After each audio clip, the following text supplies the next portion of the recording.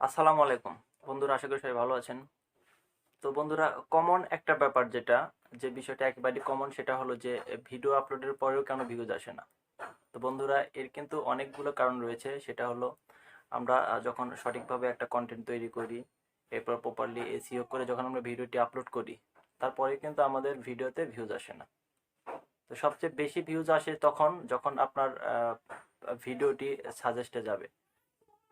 বড় বড় ইউটিউবারদের সাজেস্টে যখন আপনাদের ভিডিওটি যাবে, তখন কিন্তু ভিডিওতে ক্লিক করার সম্ভাবনা বেশি থাকবে। আর এটা কিন্তু বিভিন্ন উপায়ে কিন্তু করা যায়। আমি স্ক্রিনের মাধ্যমে আপনাদেরকে দেখিয়ে দিচ্ছি। তো বন্ধুরা, আমরা এই জন্য কিন্তু চলে আসব আমাদের ইউটিউবের অফিসিয়াল অ্যাপসটাতে। ভিডিওটি একটু মনোযোগ সহকারে দেখুন।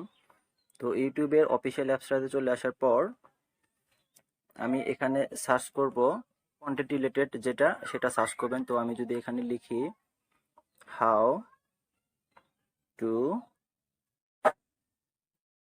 আপলোড এ ভিডিও, দেখুন এটা লিখে সার্চ করার পর দেখুন অনেকগুলো ভিডিও কিন্তু এখানে শো করবে। এবং বন্ধুরা, এগুলো কিন্তু র্যাঙ্কিংয়ে থাকা। যেমন ধরুন, এই রোহান নাগের এই ভিডিওটি 1 বছর আগে আপলোড করা হয়েছে, তো এখানে প্রায় 1 লাখের উপরে কিন্তু ভিউজ আসছে। তারপরে আরও দেখুন নিচের দিকে যদি স্ক্রল করি, তারপর দেখুন এই ভিডিওতে কিন্তু 1 বছর আগে আপলোড করা হয়েছে, প্রায় 56,000 ভিউজ হয়ে গেছে অলরেডি। তো এগুলোতে কিন্তু আপনার কন্টিনিউ ভিউজ আসতেই থাকবে। তো আপনাকে করতে হবে কি, এরকমভাবে টপ 10 থেকে টপ 20, অর্থাৎ 10টা থেকে 20টার মতো ভিডিওর টাইটেলগুলো আপনি এখান থেকে কপি করবেন। সাপোজ ধরুন আমি এটা কপি করব, তারপর এটা কপি করব, তারপর এটা কপি করব। এভাবে আপনার 10 থেকে 20টা ভিডিও, র্যাঙ্কিংয়ে থাকা ভিডিওগুলো আপনি এখান থেকে কপি করবেন। তারপর স্ক্রল করে নিচের দিকে যদি আসতে পারেন, দেখুন 2 বছর আগে 27,000 ভিউজ, অর্থাৎ এগুলো কি কিন্তু আজীবন ভিউজ জেনারেট হবেই, এতে কোনো সন্দেহ নেই।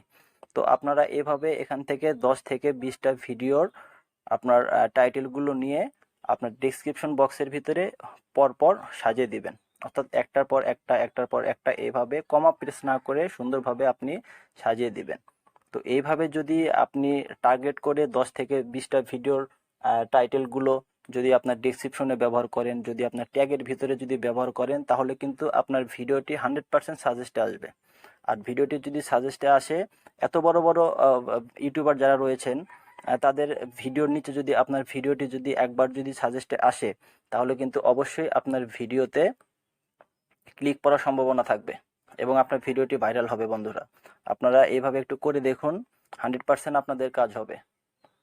তারপর এখান থেকে যদি আপনি আরও যদি র্যাঙ্কিংয়ে থাকা ভিডিওগুলো পেতে চান, তো এখান থেকে যে 3 ডট দেখতে পাচ্ছেন, এটাতে ট্যাপ করবেন। করার পর এখান থেকে ফিল্টার্সে এসে এই যে রিলেভেন্স অপশন দেখতে পাচ্ছেন, এটাতে ট্যাপ করবেন। করার পর এখান থেকে ভিউ কাউন্ট, তারপর এখান থেকে অ্যাপ্লাই করে দিবেন। দেখুন, এই যে দেখুন 3 বছর আগে প্রায় 10 মিলিয়ন ভিউজ হয়ে গেছে অলরেডি। বন্ধুরা, এটা কিন্তু কথার কথা নয়, এটা কিন্তু অবশ্যই একটা গুরুত্বপূর্ণ। আপনি যখন একটা ভিডিও আপলোড করবেন, তখন কিন্তু আপনাকে এই পরিশ্রমগুলো করতেই হবে, তাছাড়া কিন্তু আপনার ভিডিওটি কখনো ভাইরাল হবে না। তো আপনারা এভাবে 10 থেকে 20টা ভিডিও টাইটেলগুলো নিয়ে নোটপ্যাডে লিখে, তারপর আপনার ভিডিওর ডেসক্রিপশনে আপনারা বসিয়ে তারপর ভিডিও আপলোড করবেন। তো এইভাবে যদি ভিডিও আপলোড করেন, ইনশাল্লাহ আপনার ভিডিওটি কিন্তু কাজ হয়ে যাবে। তো আপনারা এভাবে চেষ্টা করুন।